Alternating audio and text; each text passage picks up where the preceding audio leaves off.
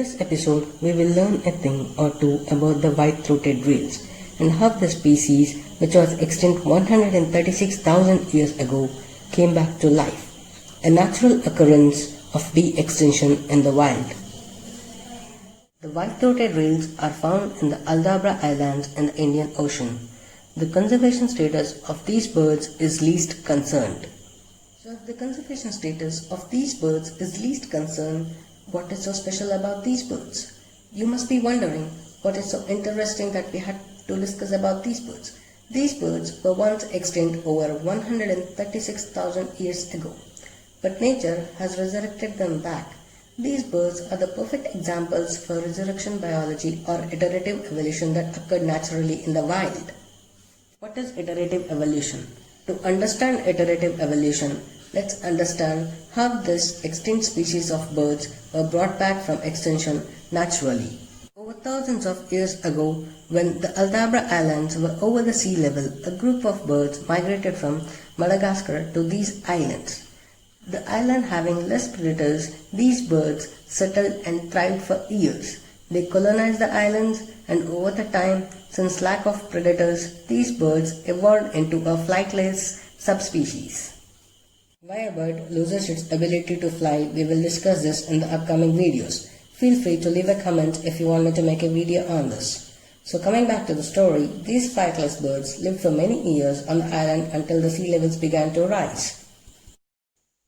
As the sea levels began to rise, the flightless birds were trapped, and with the island sinking, the entire species was wiped out, pushing these species to extinction around 136,000 years ago. After thousands of years later, the sea levels began to drop and the island re-emerged again. Over the years, once the island was re-emerged from the sea, the same species that once migrated from the Madagascar again migrated back to these islands and settled there. Over the time, these species evolved to a subspecies that lost the ability to fly, resulting in resurfacing the extinct species that was wiped off from the planet over thousands of years ago. This newly evolved subspecies DNA is identical to that of the DNA found from the bones of the extinct species. This has surprised the biologists all over the world. A species or a subspecies is made up of millions or if not billions of DNA sequences, and for this newly evolved species to replicate the same DNA to that of the extinct species implies that the extinct species has been brought back from extinction. This is a perfect example for naturally occurring de-extinction in the wild. Iterative evolution or de-extinction or resurrection biology or species revivalism is the process of generating an organism that is either an extinct species or resembles an extinct species. Here if you see the example, species A evolves to species AA, which has a unique DNA sequence AA. This species goes extinct, and after 1,000 years, the same parent species A, based on certain factors, evolves to subspecies AA with identical subspecies DNA sequence AA. For a minute, if you forget the parent species A and consider only the subspecies AA was extinct for thousands of years and then was brought back from de-extinction after many years.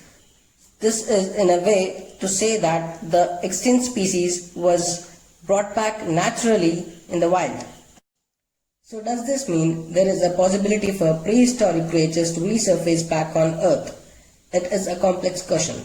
Evolution and the process of evolution are complex.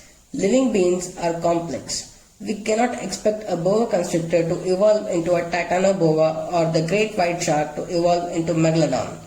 Nature is complex. Does nature need the species to provide a balance?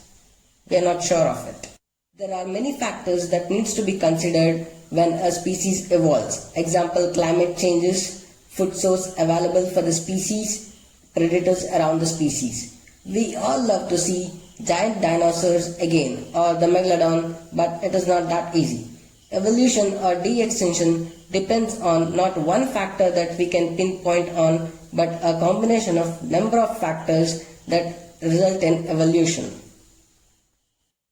In this particular example, there is a main factor that led to this whole de-extinction process: the parent species A. The parent species A was responsible for the subspecies to evolve twice. So the ancestral DNA was evolved twice to a subspecies in a gap of thousands of years. For the prehistoric creatures, the DNA plays a vital role. Do we have a viable DNA sequences of the extinct species that we want to revive? DNA and understanding of DNA is a complex subject.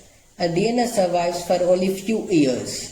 But we do know all the species have the basic DNA sequences of its ancestors. So we never know what or when the nature could surprise us with.